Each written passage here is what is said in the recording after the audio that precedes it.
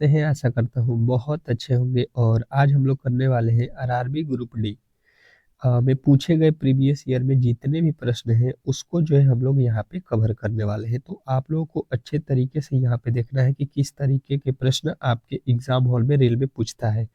पहले ये आप लोगों को अच्छे तरीके से मालूम होना चाहिए, तो ही आप लोग इसकी तैयारी बेहतर कर सकते हैं, इसमें सफलता पा सकते हैं। ठीक है, क्योंकि रेलवे जो प्रीवियस ईयर में प्रश्न पूछा है उसी के आधार पे, उसी के जो है आधार पे जो है आपके आने वाले जो है 2025 के एग्जाम हॉल में भी पूछेगा। तो आप लोगों ने फॉर्म भर दिया है या फॉर्म भरने वाले हैं, तो आप लोग अच्छे तरीके से इस क्लास को देख लीजिएगा और बेहतरीन तरीके से तैयारी में लग जाइएगा। बाकी आपका क्लास जो है फ्री ऑफ कॉस्ट पे जो है, कोई भी आप लोगों को जो है यहाँ पे चार्ज नहीं लगने वाला है। फ्री ऑफ कॉस्ट में मेरे जो है चैनल पे आप लोगों को पढ़ाया जाएगा। ठीक है, रीजनिंग सीखो चैनल पे। तो आप लोगों से रिक्वेस्ट है कि रेलवे की तैयारी के लिए मेरे जो है चैनल पे जो भी मेरे दोस्त आए हैं, प्लीज़ आप लोग जो है चैनल को सब्सक्राइब कर लीजिए और वीडियो को लाइक कर दीजिए। ठीक है, यहाँ पे कोई भी जो है आप लोगों को चार्ज नहीं लगेगा, फ्री ऑफ कॉस्ट में सारे जो है सब्जेक्ट का तैयारी मैं कराऊंगा। पहले प्रीवियस ईयर से मैंने स्टार्ट किया है। ठीक है, तो आपके 5 से 10 दिन में प्रीवियस ईयर के प्रश्नों को देखने के बाद से आपको चैप्टर वाइज मैंने जो है आपकी क्लास स्टार्ट करना शुरू कर देंगे। ठीक है, हर एक सब्जेक्ट का। तो चलिए पहले जो है यहाँ पे हम लोग प्रीवियस ईयर के प्रश्नों को कवर करते हैं। पहला प्रश्न रीजनिंग का कह रहा है कि नीचे दिए गए विकल्पों में से संबंधित संख्या को चुनिए। बताने की कोशिश करेंगे कि जो है यहाँ पे संबंधित संख्या क्या है। जैसे कि 9 का जो है संबंध 36 से दिया है, तो 11 का संबंध किससे होगा, बताने की कोशिश करेंगे सभी लोग। जो भी मेरे दोस्त देख रहे हैं यहाँ पे, अच्छे तरीके से यहाँ पे आप लोगों को सॉल्व करना है। अब देखिएगा, समझने की कोशिश करते हैं। अगर हम लोग, तो यहाँ पे लिखा है 9, अगर 9 में अगर हम 4 से गुणा करते हैं तो 9 चौका होता है 36। यहाँ पे 9 से 4 में गुणा कर दिया है। ठीक है, अच्छा वही काम अगर हम भी यहाँ पे करते हैं, 11 से जो है 4 में गुणा कर देते हैं, ये होता है 11 4 44। देख लीजिए यहाँ पे 44 आपके ऑप्शन में दिया गया है, बिल्कुल दिया गया है ऑप्शन नंबर डी। तो इस तरीके के प्रश्न जो है आपके जो है रेलवे में पूछा गया था। ठीक है, अब ऐसा नहीं है कि सारे प्रश्न ऐसा ही पूछता है, नहीं।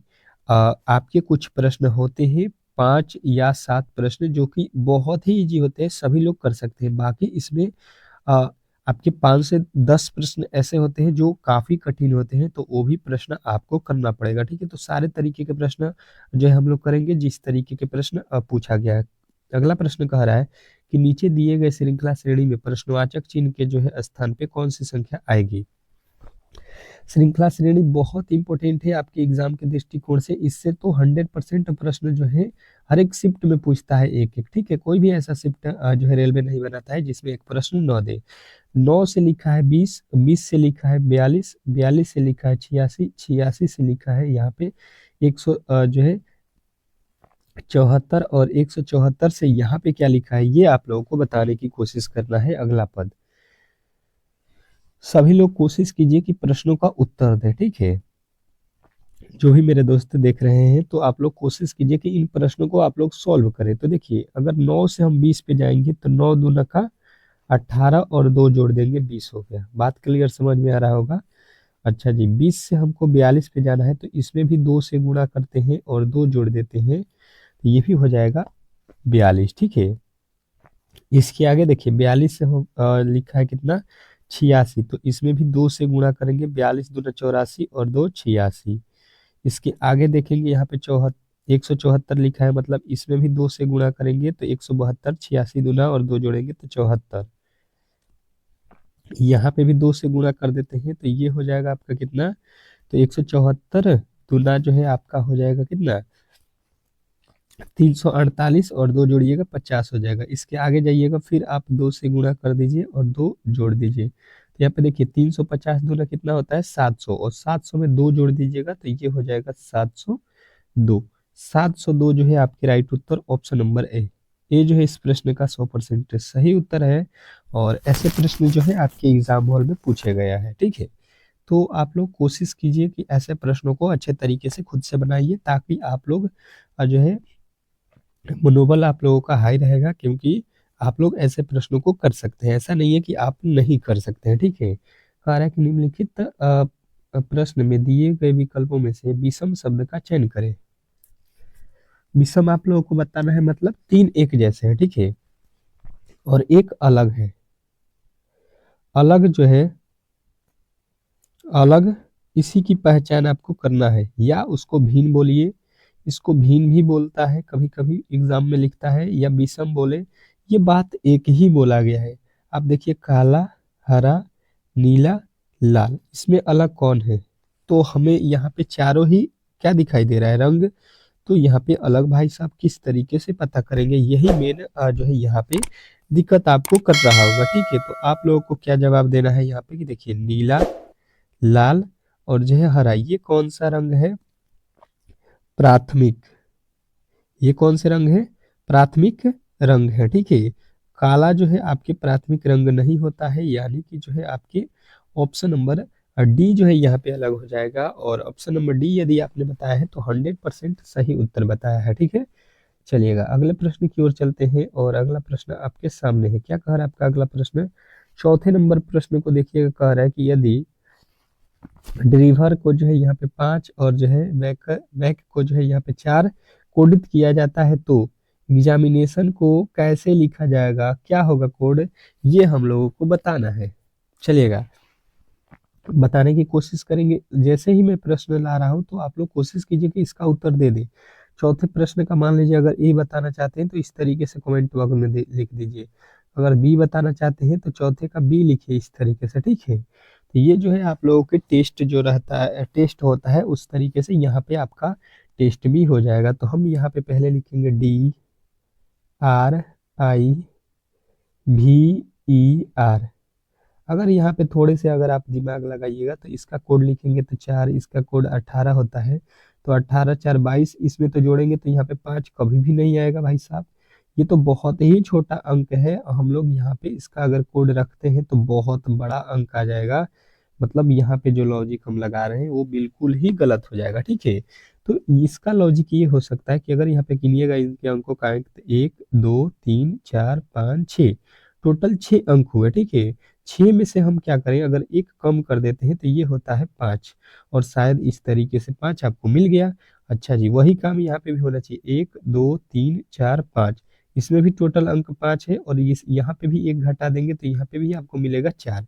मतलब जो है लॉजिक आपको क्लियर समझ में आ गया होगा कि अंकों को जो है गिनकर उसमें से हमको क्या करना है, एक ठो माइनस कर देना है, ठीक है। तो यहाँ पे भी वही काम कर देते हैं, 1 2 3 4 5 6 7 8 9 10 11, टोटल जो है अंकों की संख्या 11। 11 में से एक घटाइएगा, कितना आएगा? 10, और 10 जो है आपके राइट उत्तर हो जाएगा, ठीक है। आशा करता हूँ कि ये प्रश्न भी बेहतरीन तरीके से समझ में आ गया होगा।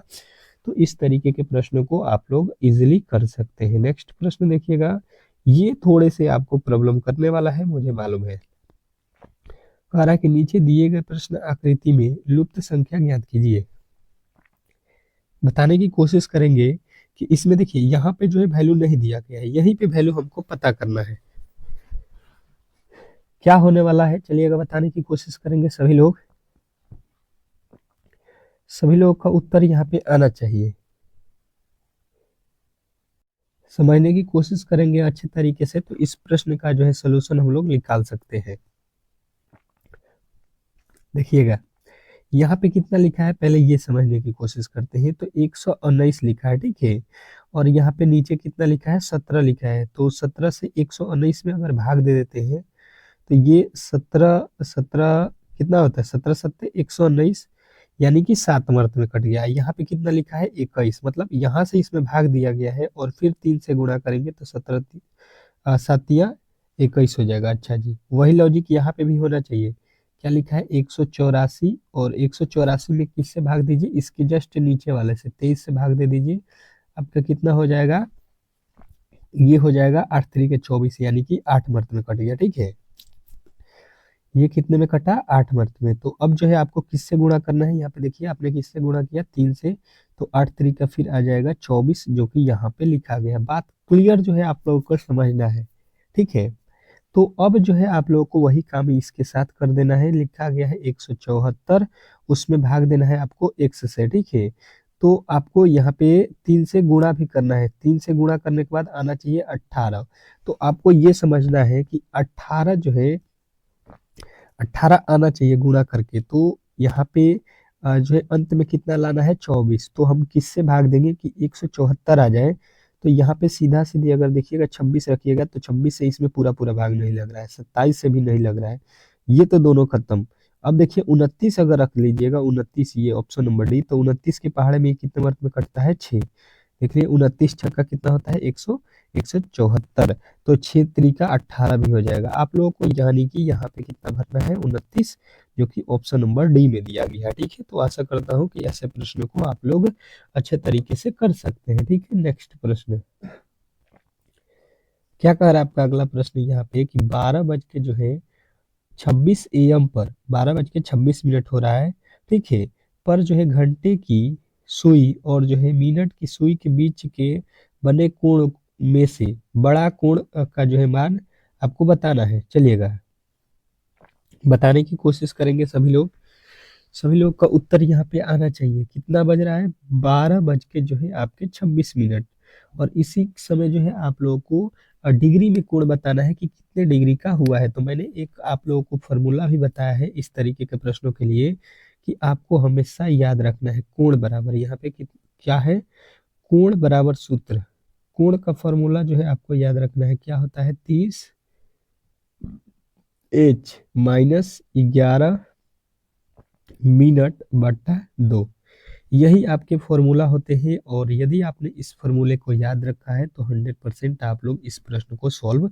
कर सकते हैं। यानी कि कोण बराबर थीटा बराबर यहाँ पे आप लोग कह सकते हैं कि थीटा बराबर क्या हो जाएगा, तो 30 गुणे एच, एच माने क्या होता है घंटा। देखिए यहाँ पे 12 घंटा लिखा है, 12 और माइनस लिखना पड़ेगा 11 गुणे 11/2 लिख लीजिए, गुणे मिनट कितना है 26 मिनट है। ठीक है, यहाँ पे देखिए 26 मिनट है, तो 2 से ये कट जाएगा 13 मर्त में। ठीक है, अब देखिए इसमें गुणा कर लीजिए, 12 तिया 36, 360 डिग्री, और यहाँ पे माइनस करना है आपको, कितना कितना माइनस करना है 11 जो है तिया 33 के 3, 11 एक में 11 और 3 14।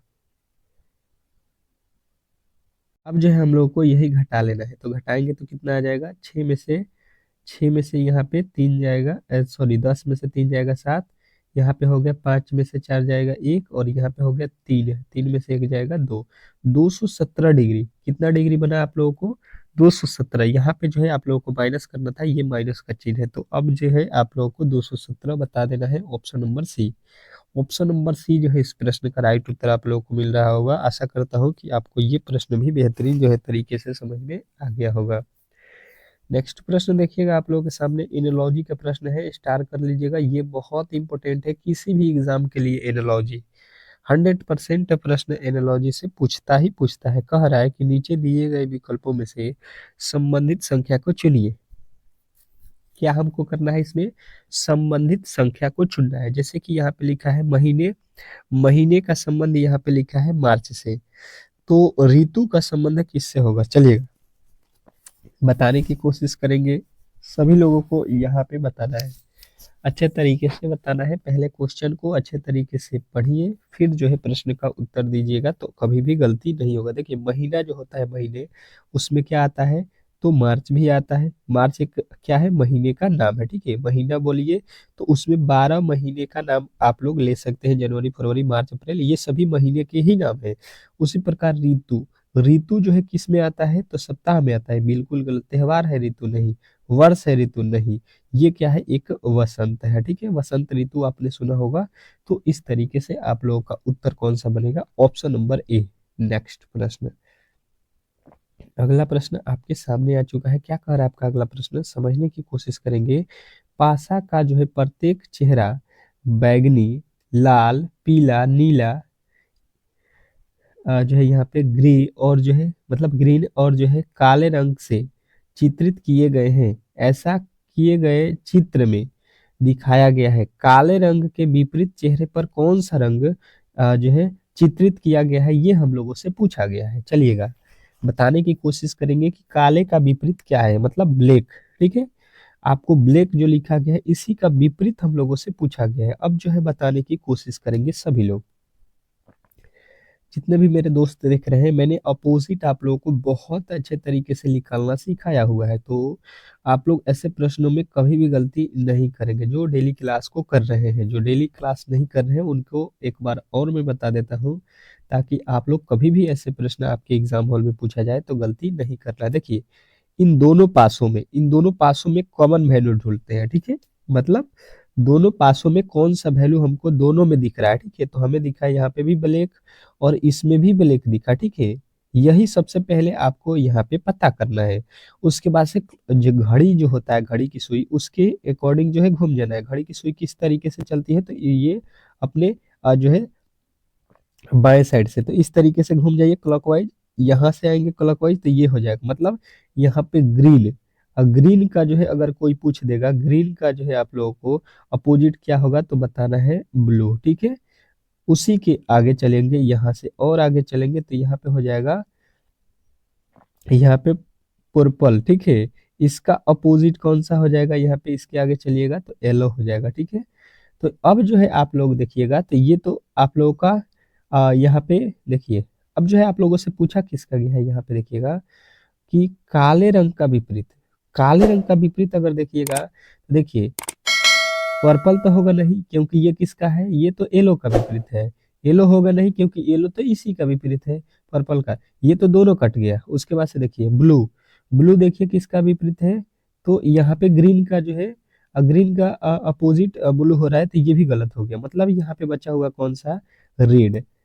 ब्लैक का जो है, ब्लैक का जब आप लोगों से पूछा गया है तो क्या बताएंगे, रेड, क्योंकि रेड यहाँ पे हमको दोनों में दिखाई नहीं दे रहा है, क्योंकि ये जो रेड है ये क्या है, ब्लैक के जस्ट नीचे है, ठीक है। तो जब ब्लैक दिखाई देगा तो रेड नहीं दिखाई देगा, ये पासे में नियम होता है, क्योंकि वो निचले हिस्से में है, अपोजिट है। तो अब चलिएगा नेक्स्ट प्रश्न। अगला प्रश्न कह रहा है यहाँ पे कि उस वेन आरेख का जो है चयन करें जो दिए गए वर्गों के बीच संबंध को सर्वोच्चतम रूप से दर्शाता है। आपको एक वेन डायग्राम बनाना है, जिसमें जो है आप लोगों को क्या दिया गया है, मेढक, बिल्ली, कुत्ता।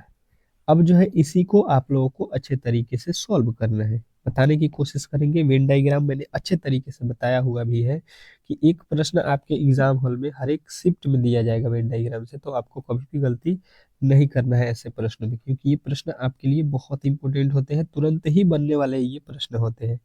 तो इस तरीके के प्रश्नों में कभी भी गलती नहीं करना है। देखिए, मेढक जो होता है और बिल्ली, ये दोनों ही एक प्रकार के जीव है, जानवर है, परंतु इनमें किसी तरीके का संबंध आप लोगों को देखने को नहीं मिलेगा। दोनों ही अलग अलग प्रजाति के जो है ये जीव है, ठीक है। अब देखिए, बिल्ली और कुत्ता में क्या जो है कोई संबंध है, तो कहिएगा नहीं। बिल्ली जो है अलग जानवर है और कुत्ते जो है अलग जानवर के प्रजाति होते हैं, ठीक है। तो इनमें भी कोई संबंध आपको नहीं बताना है, ठीक है। अब चलते हैं आगे, मेढक और कुत्ता में ये भी किसी तरह के संबंध नहीं बतलाते हैं। तो यहाँ पे मेढक, यहाँ पे बिल्ली और यहाँ पे कुत्ता, मतलब तीनों में किसी तरीके का संबंध हमको नहीं बन रहा है, तो तीनों ही अलग बनेगा, जो कि ऑप्शन नंबर बी में दिया गया है। तो आशा करता हूँ कि ऐसे प्रश्न कभी भी आप लोग गलती नहीं करेंगे। नेक्स्ट प्रश्न आपके सामने है, और इस प्रश्न का जवाब सभी लोगों को देना है। 10वां प्रश्न कह रहा है कि दिए गए विकल्पों में से वह आकृति चुने जो दिए गए पैटर्न को पूरा करेगा। चलिएगा, ये जो है आप लोगों के फिगर से रिलेटेड प्रश्न है, और ये प्रश्न आपके एग्जाम हॉल में पूछे जाते हैं, तो आप लोगों को घबराना नहीं है। ऐसे प्रश्नों से आप लोग अच्छे तरीके से इसको कर सकते हैं, ठीक है।